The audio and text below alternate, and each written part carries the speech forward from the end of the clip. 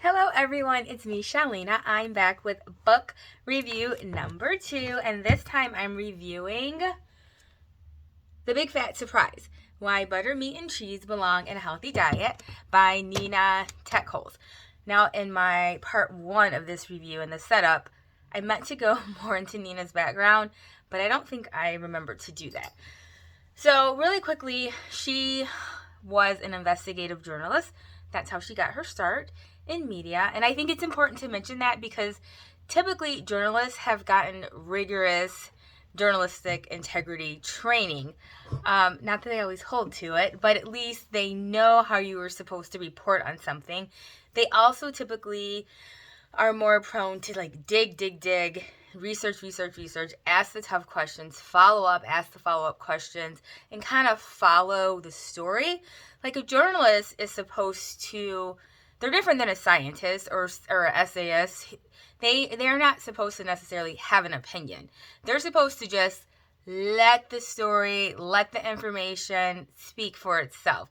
Whereas like a scientist, typically you have a hypothesis. You have something that you're trying to prove.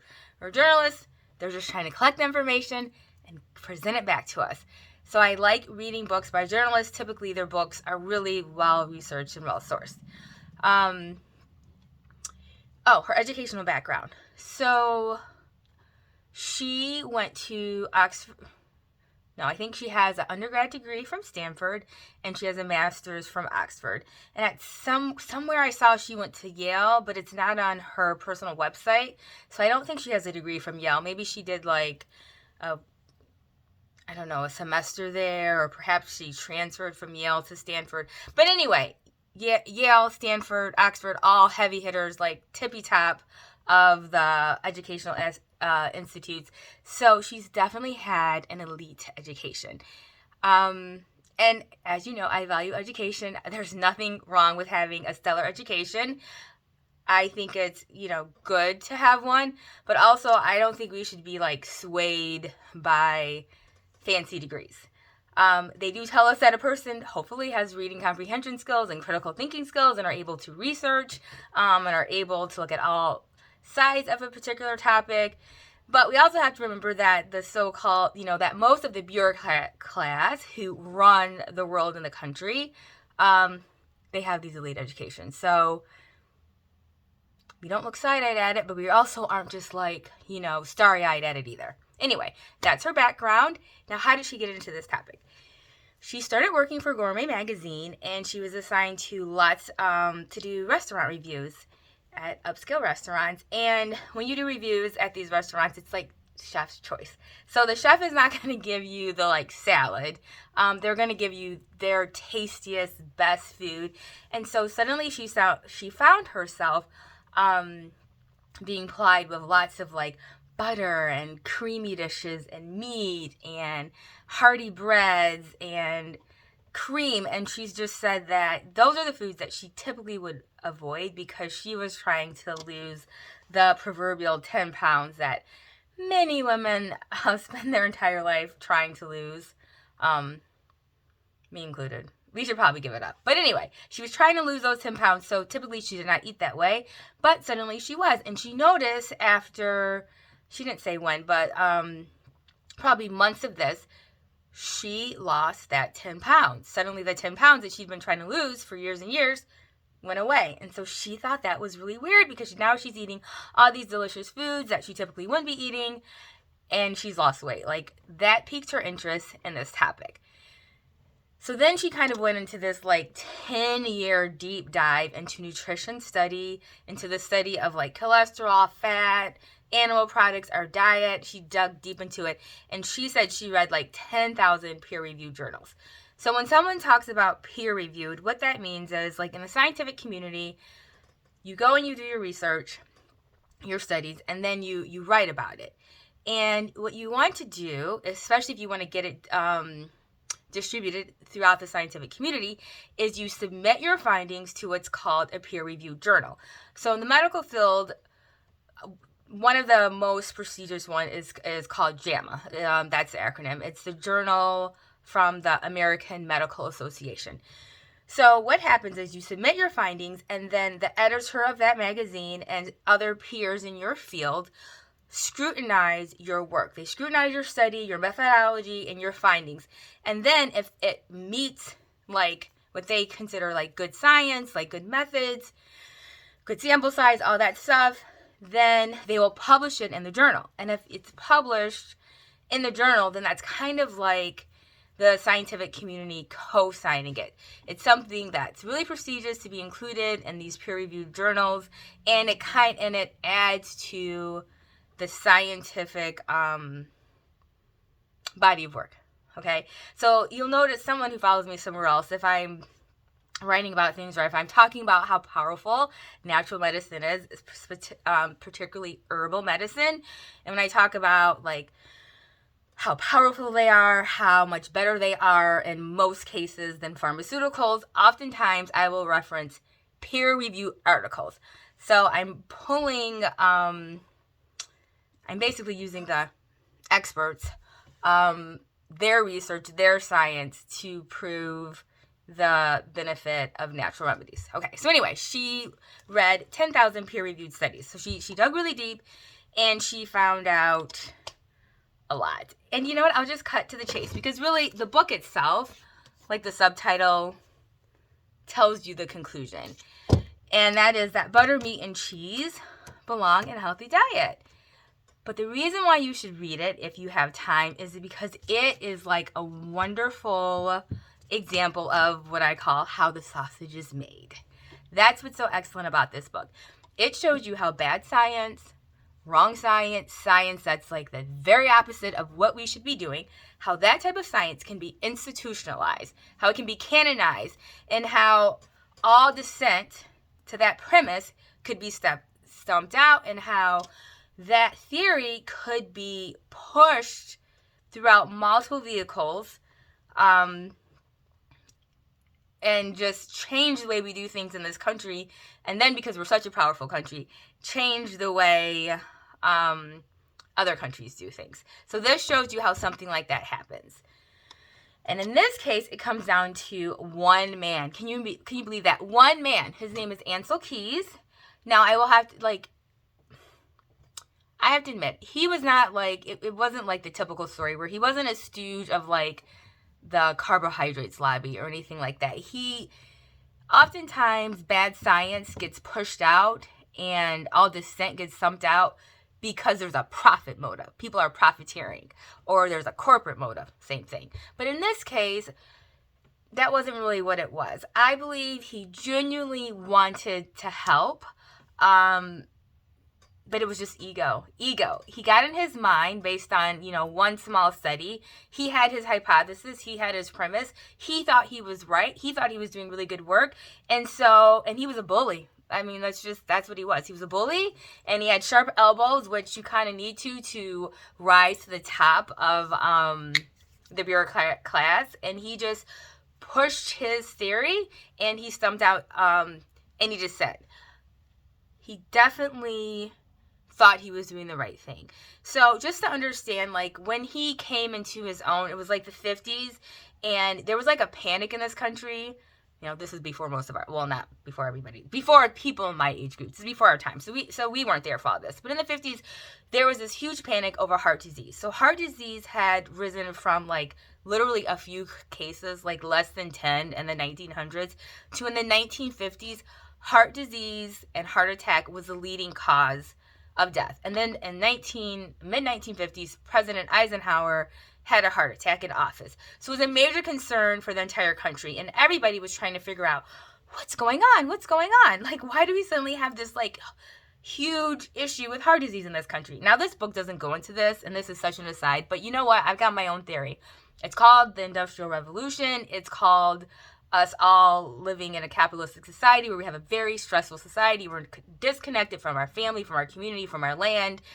We live today totally different than the way we did and all the time before. So that's probably what it had more to do than diet. But anyway, that's my personal opinion. The country was looking for a reason, like, why are suddenly people, especially men, just like dropping dead in middle age of heart disease? So everybody was like looking to find out the answer. You know what? I do want to go back to what I was saying about him as a person, though, because I thought it was a good description about what happened, and then we'll talk a little bit more about that. So on page 3 of the intro, Nina writes, once ideas about fat and cholesterol became adopted by official institutions, even prominent experts in the field found it nearly impossible to challenge them. One of the 20th century's most revered nutrition scientists, the organic chemist David Krzyzewski, discovered this 30 years ago, when on a panel from the National Academy of Sciences, he suggested loosening the restrictions on dietary fat. We were jumped on, he told me. People would spit on us. It's hard to imagine now the heat of the passion. It was just like we had desecrated the American flag. They were so angry that we were going against the suggestions of the American Heart Association and the National Institutes of Health. This kind of reaction met all experts who criticized the prevailing view on dietary fat, effectively silencing any opposition. We've seen this story before, haven't we? Researchers who persisted in their challenges found themselves cut off from grants, unable to rise in their professional societies, without invitations to serve on expert panels, and at a loss to find scientific journals that would publish their papers. Their influence was extinguished and their viewpoints lost. As a result, for many years, the public has been presented with the appearance of a uniform scientific consensus on the subject of fat, especially saturated fat. But this outward unanimity, I butchered that word, you know what I mean though, was only made possible because opposing views were pushed aside. That's how science in this country is made. Not just for this topic, but for many, many topics. But we'll go through other books and we'll read more about that. But I just thought that was interesting. And then in the conclusion of the intro, she talks about that this book is a scientific investigation, but it's also a story about the strong personalities who corralled colleagues into believing their ideals.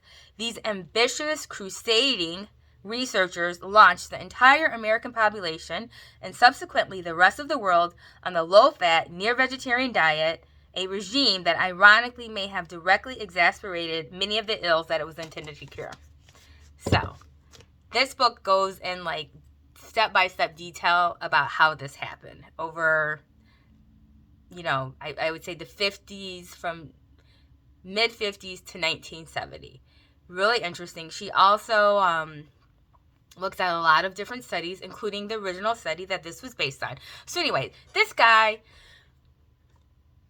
at his essence, was not a bad guy, Ansel Keys. He was trying to help the country. He got it in his mind that cholesterol and animal products were the cause of heart disease. Okay, so, and by the way, this man was not a doctor. He was not a nutritionist. He was not a dietitian. He was highly educated. Berkeley. That's Berkeley, or was it the other one? No, it was Berkeley. So, he had a PhD in biology from Berkeley. So it's not like he didn't know anything about anything, but once again, he wasn't an MD or nutritionist. In fact, I don't even believe like nutrition was really a field yet at that time. But he was widely traveled and widely read. He had noticed that the countries in the Mediterranean region seemed to have an exceptionally low rate of heart disease in his travels. And so he decided, he went on some trip, and what he did is he took a small sample size of people, who he met in the Mediterranean, men, and he wrote down what they had been eating, and he tested their cholesterol serum levels, and he gave them EKGs. And from from this little sample, he came up with the premise that high cholesterol led to cholesterol in your arteries, and then heart disease. I also want to talk a little bit about the American diet.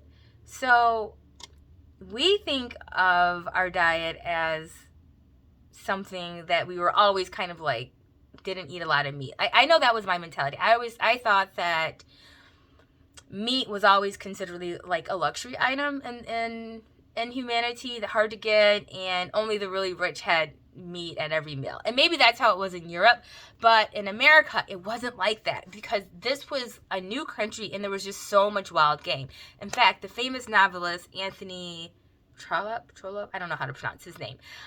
He's a novelist, but he was really kind of a social commentarist. He put his views in fictional works, but he described Americans in the 1800s as lazy farmers. And he said it was because there was just so much wild game here. Like, before we completely civilized the land, there was so much wild buffalo, there was so much wild deer, there was so much wild birds. Like, the early settlers, they talk in their diaries that, like, the sky would be dark from the birds migrating, and there was just so many birds that it would, like, block out the sun. And there were so many wild pigs, because those Portuguese colonizers, when they came with their pigs and let them wild, run free, they just, they populated like rodents. So there was so much just wild game in this country, and that's what people ate. You could just go and shoot your food. You didn't need to have to be farming all the time, which is very labor intensive. And so that's what we did. So our diet, traditionally, the American diet, actually before this time, was high in animal fat, high in butter, eggs, cream, dairy. And we weren't the only society. So some of the healthiest societies in the world, and the book talks about this a little bit, also diets high in animal fats. So whether it's the Maasai in Africa, who eat meat and like blood and milk, honestly the blood part sounds pretty sick to me, but whatever. And apparently the Maasai basically have no instance of heart disease, even though it is a very animal fat intensive diet. The same with North American Inuit people, and indigenous cultures all around the world. So these cultures, lots of animal fat, no heart disease. But of course we have to remember, like my theory, they're also living on the land, living in community. They're not living in these stressful suburban or city environments. Okay, so back to Ancel Keys and how we got here. I talked about his travels.